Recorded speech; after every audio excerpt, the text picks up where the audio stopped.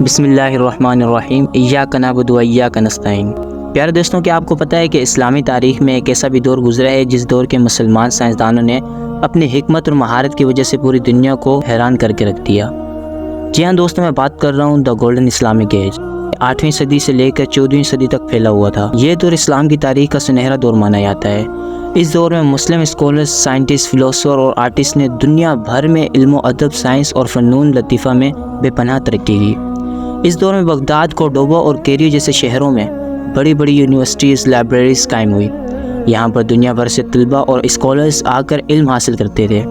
عربی زبان علم کے اصل ذریعے کے طور پر ابھری اور بہت سی قدیم یونانی اور فارسی کتابوں کا ترجمہ عربی زبان میں کیا گیا۔ دوستوں، مسلم سائنٹسٹ نے جہاں کیمسٹری، فزکس، میڈیسن، ایسٹرونومی اور میتھمیٹکس میں نمایاں کام کیا، وہاں ابن سینا کا the canon of medicine medical science کی فیلڈ میں ایک اہم کتاب تھی۔ الخوارزمی نے الجبرا کی بنیاد رکھی اور ابن الہیثم نے آپٹکس کی فیلڈ میں گراؤنڈ بریکنگ کام کیا۔ دوستوں، پہلے نمبر پر ہیں الخوارزمی، جن کو دا فاؤنڈر آف الجبرا بھی کہا جاتا ہے۔ الجبرا کے بانی کے طور پر مشہور ہوئے۔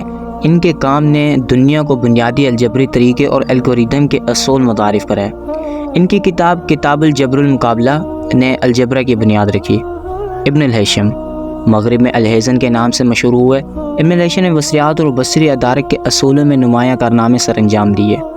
ان کی مشہور ترین کتاب المناظر نے درست طور پر بیان کیا کہ بینائی کیسے کام کرتی ہے اور روشنی کیسے عکس اور انعکاس کرتی ہے۔ ابن سینا، جو کہ اویسینا کے نام سے مشہور ہوئے، وہ ایک مجہز شخصیت تھے جن کی سب سے معروف کتاب القانون فی الطب بہت سے میڈیکل یونیورسٹیوں میں ایک معیاری طبی متن تھی۔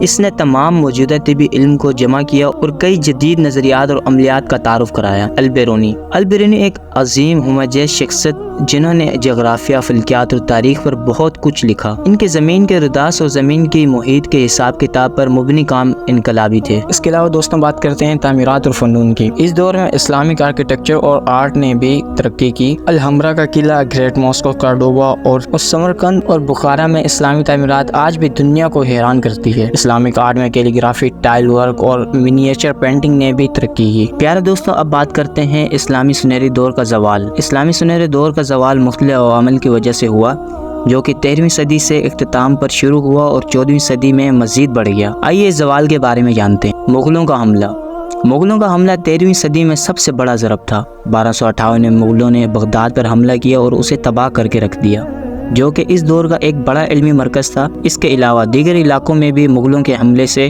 اسلامی دنیا کی علمی ترقی کو روکنے کا سبب بنی۔ مختلف اسلامی خلافتوں اور سلطنتوں کے درمیان اقتدار کے لیے جدوجہد اور تقسیم، جیسے کہ فاطمی، اموی اور عباسی خلافتوں کا زوال اسلامی دنیا میں عدم استحکام کا باعث بنی۔ معاشی زوال، تجارتی راستوں کا تبدیل ہونا اور معاشی زوال بھی اہم عوامل تھے۔ نئے تجارتی راستوں کی وجہ سے مسلمان تاجروں کی اقتصادی اہمیت کم ہوئی، جس سے علمی سرگرمیوں کے لیے مال و وسائل میں کمی آئی۔ کچھ مورخین کے مطابق اسلامی دنیا میں علمی جمود کی کیفیت بھی زوال کا ایک سبب بنی۔